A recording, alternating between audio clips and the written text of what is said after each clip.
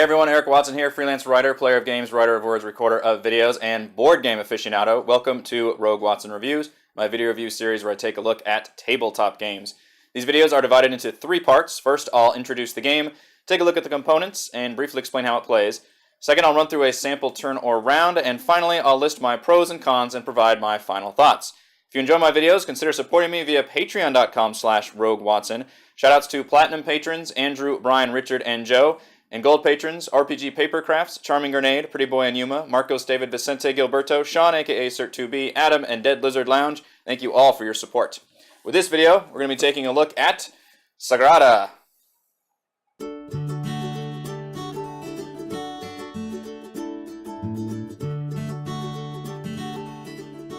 Sagrada is a dice drafting game for 1 to 4 players designed by Adrian Adamescu and Daryl Andrews and published by Floodgate Games in 2017. In Sagrada, players take on the role of artists creating the famous stained glass windows of La Sagrada Familia, a huge Catholic church in Spain that was started in the late 19th century and is still unfinished today. Players take turns drafting colored dice and adhering to their personal window patterns while scoring points from completed objectives, both public and private. It's a very easy game to teach and play with an intuitive puzzle system and different difficulty levels. Let's see what's in the box. Alright, it's time to take a look at the components for Sagrada as well as how to play. Now, this is a very eye-catching game, and the most specifically eye-catching components, you can see there's a really nice round tracker here that doubles as the end game score tracker. Really great insert that nicely fits all the various pieces. These are the window player boards, really thick cardboard. They have your boxes, different colors so you know which player, and then you slide your window pattern boards right in here to actually make your specific pattern. Show that real quickly. Boom! Doesn't that look awesome? There are also the dice, which is the other major eye-catching component. And they come in lots of different colors. There are 18 dice spread out over 5 different colors each for a total of 90 dice. This bag is full of dice. If you love lots of colored dice, this is a great game. I think it's a great game anyway. There are also cards in the form of private objective cards, public objective cards, and tool cards, which I'll go over in a moment. So, at the start of the game, everyone's chosen their player board, and then you are dealt 2 pattern cards randomly to each player. Now, these pattern cards are double-sided, so you have a choice between 4 different patterns to go for.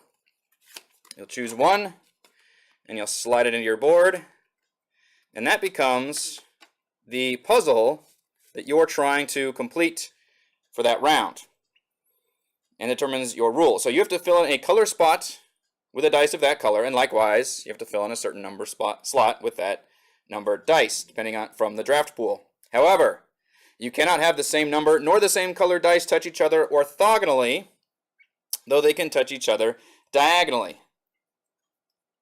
At the start of the turn, the start player is going to draw from the bag 2 dice per players plus 1, so 7 dice for a 3-player game. I'm not counting these, I'm just getting some dice. And here's a little visual. There you go. That look nice. Players go around drafting dice from that pool for their board in a snake draft. So again, for 3 players, it would be A, B, C, C, B, A for a total of 2 dice per round.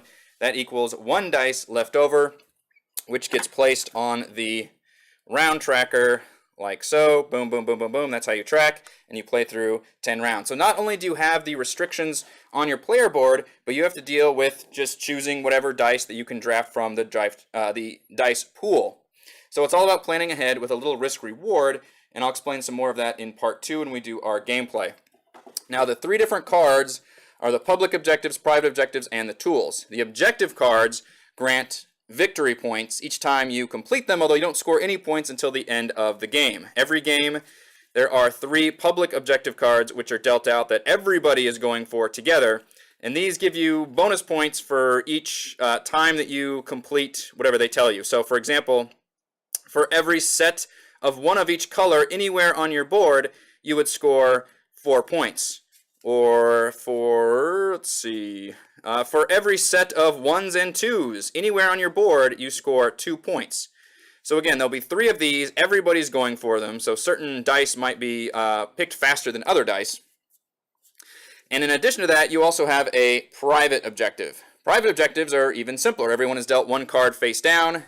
There's 1 for each color. Unlike public objectives, which have a fixed score, the private objectives let you add up all the pips on that colored dice on your player board at the end of the game. In other words, if you have the option, you want to focus on that particular color while still balance being able to complete your public objective card. Finally, we have the tool cards.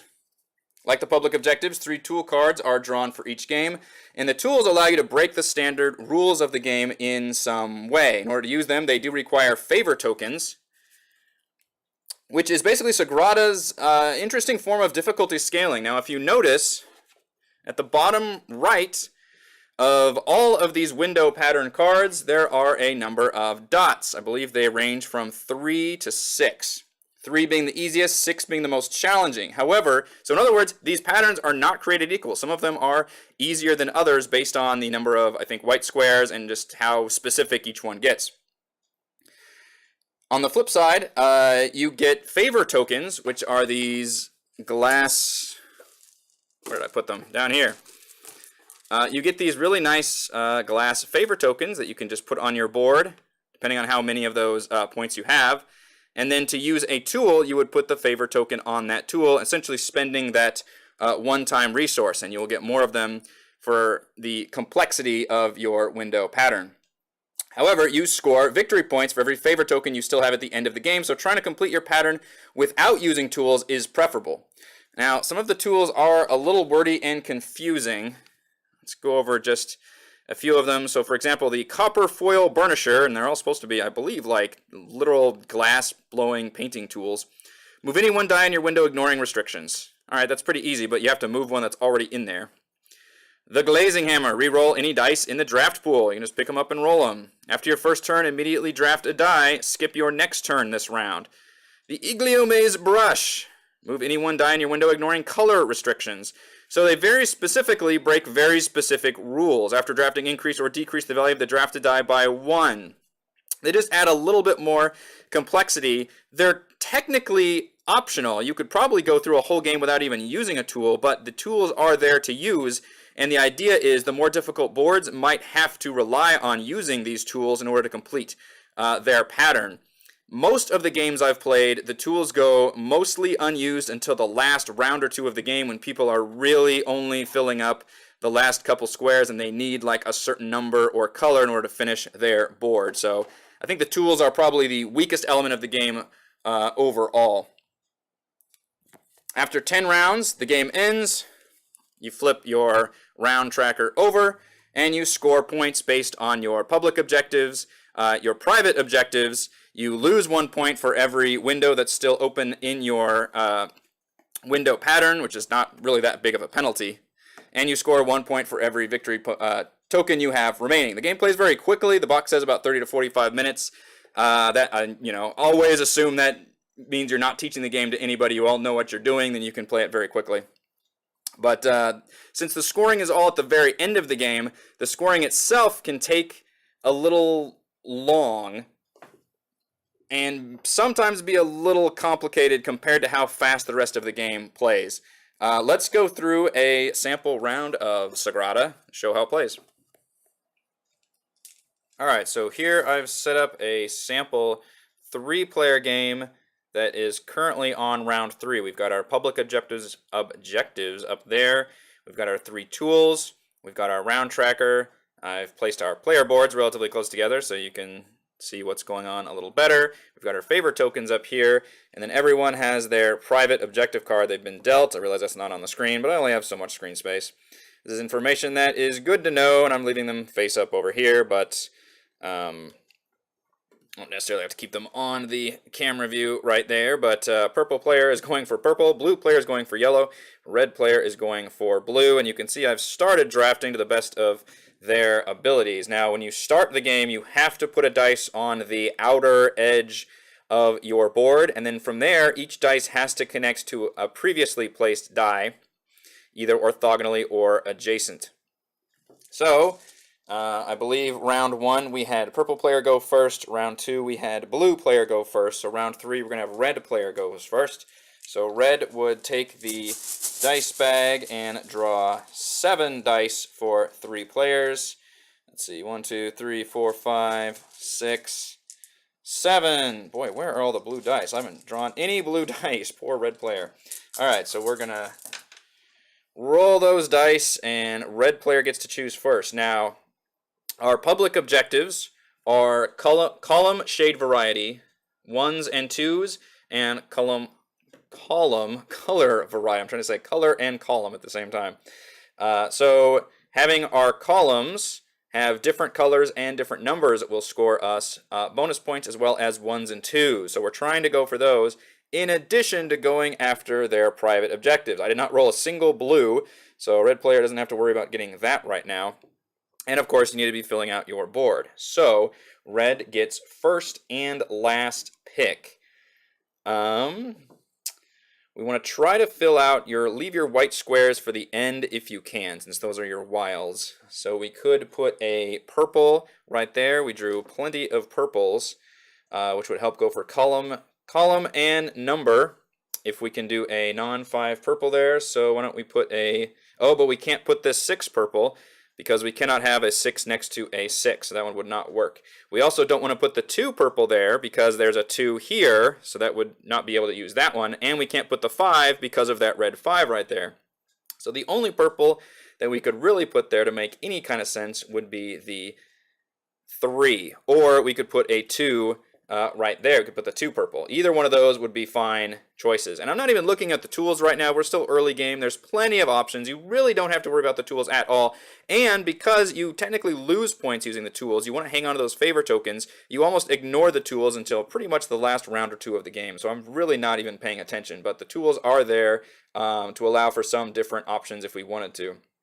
We're going to go ahead and take this purple 3, because that will open up some additional choices for us for future drafting. So we go to the next player. Let's see, we're going left to right, so we're going to go blue player next. Blue wants yellows. I also didn't draft any yellows, though. Jeez. So let's see, 1s and 2s are good, as well as different column variety. We could put a green 2 right there, would be a pretty good play, I think. Let's do that. Still has perfectly legal with all those.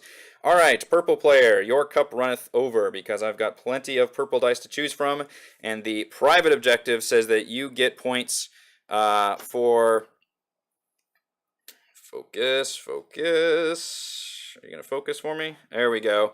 You get points for the number of pips on your purple die, so you want to try to use high purples whenever you can. So we obviously want to take this 6, make sure it's legal. There's nothing orthogonally adjacent that would screw it up. There is not, so we're going to take that 6 and put it there.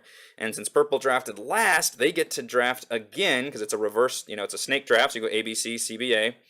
So we want to try to take this 5 purple, and we can put that right here on this number 5, and you can have same colors touching diagonally.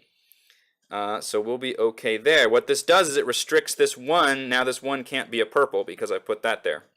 Same thing with this 3 could not be a purple, and this spot could not be a purple, and this spot could not be a 6. So you can see as you get later in the game, the board gets more challenging. So we go in reverse order. So blue gets to now pick their second draft, which is going to be probably this red 4. Let's go ahead and fill out this whole column first. And then red, you've got one last choice. You could still take your purple. Let's take that purple 2 and put it right there. Now you're looking pretty good for that column. And then we would take this final undrafted die and put it right here on round 3. Since that plays pretty quick, let's go ahead and play one more round. This time, purple player gets first pick. We draw 7 dice. 1, 2, 3, 4, 5, 6. Hey, we finally got some blue and yellow. Look at that. Poor purple player is now left wanting. Alright, purple gets first draft. There are no purples, but 1s and 2s are good. We also want to try to finish that column with a different color.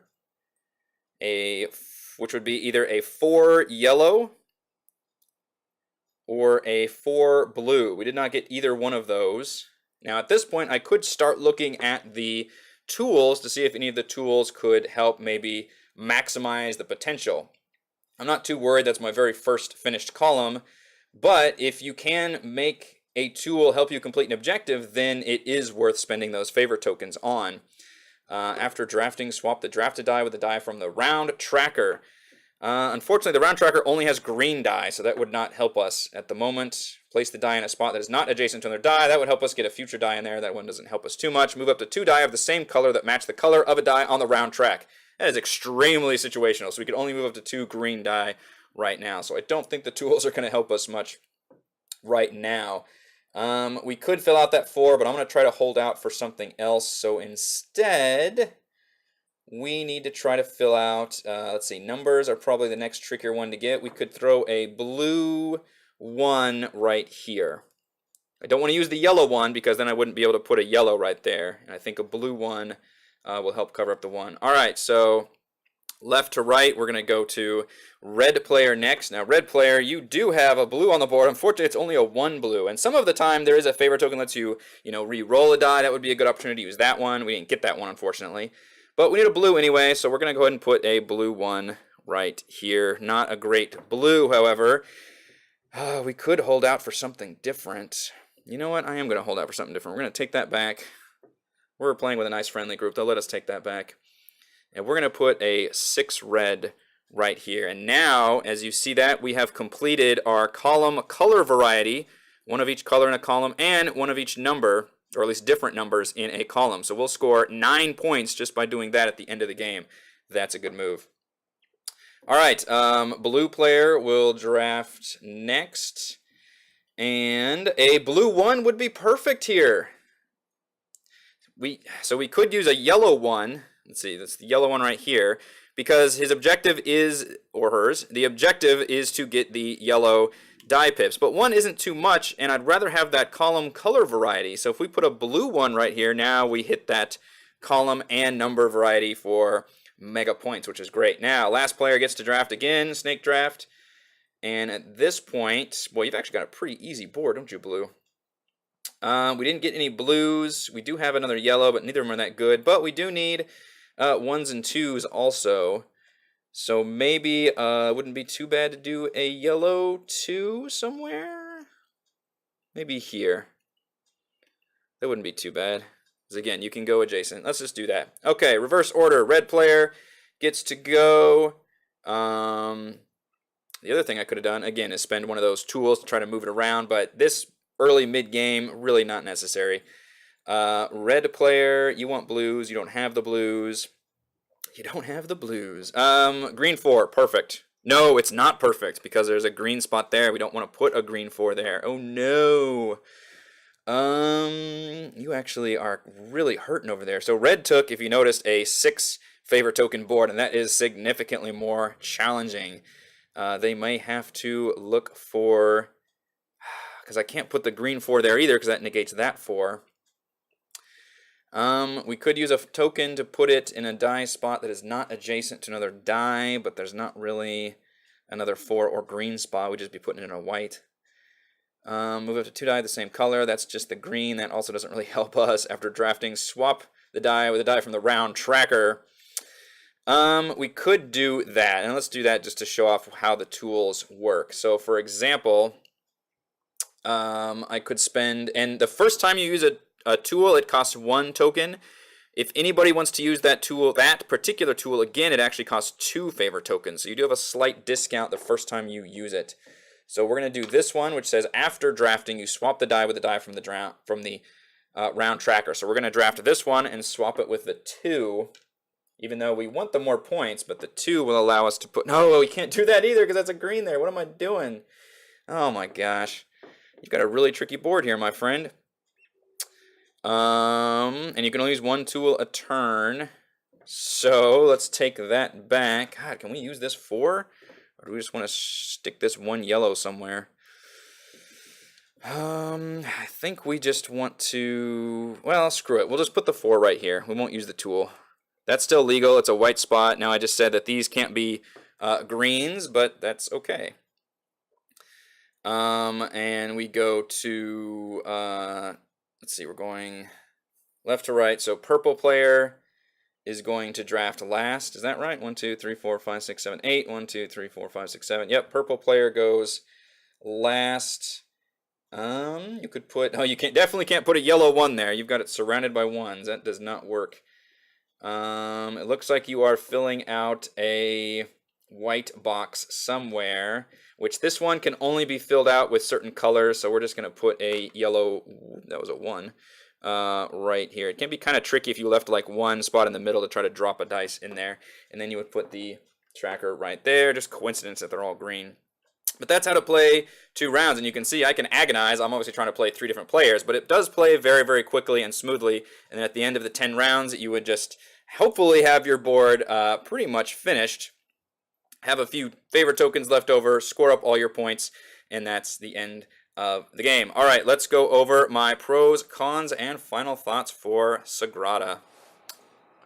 Pro, clever theme and beautiful components. Not many board games have you painting a stained glass window, and the use of pattern boards and colored dice is incredibly clever, fun, and an easy sell to non-hardcore tabletop gamers. The components are also extremely high quality, from the thick, durable window frames to the colored dice and glass favor tokens. Pro, it's easy to teach and plays quickly. Drafting dice while following the rules of your personal pattern is intuitive and easy to teach, even to non-gamers, since you don't score anything until the end of the game. The game plays very fast through all 10 rounds. Pro, the difficulty scaling. I love that not all patterns are created equal, and that players can choose to take on more challenging window patterns for slightly bigger rewards, or if they just like the flexibility of using tools. Con, the tool cards are the weakest part of the game. While I appreciate favor tokens and the scaling difficulty, it also means that you're basically penalized for using the tools, since favor tokens add to your victory points at the end. They can definitely help you finish a board or secure more objective points, but many tools are highly situational and kind of confusingly worded. Compared to the rest of the game, they're just a bit tricky. Con, the endgame scoring. So the flip side of my final pro with the fast pace is that endgame scoring can be a little overwhelming. It doesn't take that long to score objectives, though hunting dice patterns can be a little tricky, but part of the fun of mini games is knowing where you stand at various points during that game, which Sagrada, you really have no idea how anyone's doing until the end when you add everything up and crown a winner. Alright, my final thoughts for Sagrada. This is a great game. When it comes to themes, I often chase after fantasy or sci-fi, so I was unprepared to love a game with a theme of stained glass window painting. But Sagrada feels like an interactive, gorgeous multiplayer version of Sudoku using dice. It scales well for multiple players, and yes, you can even play it solo to go for a personal high score. In particular, Sagrada is a great game to introduce to non-gamers, which isn't to say that it doesn't hold the attention of tabletop gamers. I definitely think it does. But as its high-quality components and intuitive gameplay, which comes down to putting the right dice in the right box, is very easy to teach as everyone takes turns solving their own fun little puzzles. Thank you to everyone for watching this video review. You can enjoy more videos, reviews, and live plays of board games, video games, and tabletop RPGs here on my YouTube channel, as well as on my website at RogueWatson.com, and you can support my work at patreon.com/RogueWatson. Thank you.